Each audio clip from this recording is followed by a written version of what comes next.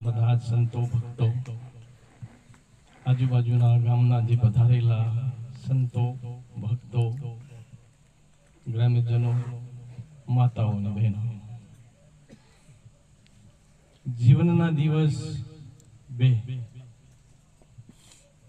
પ્રથમ દિવસ એ કે આ જગતમાં જ્યારે આપણી ઉત્પત્તિ થઈ, આપણું પ્રાગટ્ય થયું, અને બીજો દિવસ એ કે આ જગતને મૂકીને આપણે આપણા અંતિમ સ્થાન પર જવું. અમારા માતુશ્રીએ 2 દિવસ પૂરા કર્યા છે અને આપણા બધાનો એક દિવસ ગયો છે ને એક બાકી છે. આજે બાકી દિવસ છે ને એવી રીતે જીવીએ કે જગતમાં આપણી કોઈ ફરિયાદ ન હોય, પણ આપણને કોઈ ફરી ફરીને યાદ કરે એવું નિર્મળ જીવન જીવવા માટે આપણે આજથી કટિબદ્ધ થવાનું છે. અહીં બેઠેલા આપણા સર્વને વિદિત છે કે એક સમયે આવો આપણો દિન પણ આવશે ને આવશે, પણ એ દિવસ આવે ત્યાં સુધી એવું જીવન જીવીએ કે આપણી પાછળ પણ પરિવારજનો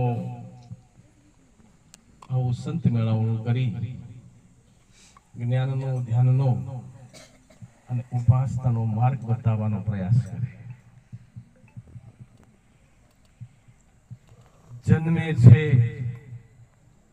તે મૃત્યુ પામે છે, ખીલે છે તે કરમાય છે, અને ઉગે છે તે અસ્ત થાય છે.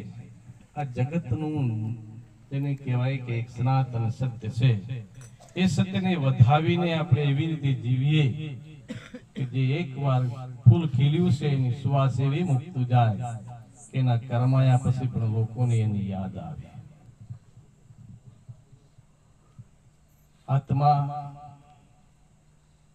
અમર છે એમ સંતો કહે છે ને આપણે સાંભળીએ છીએ, સતો આપણે કહીએ છીએ કે અમુક મરી ગયા.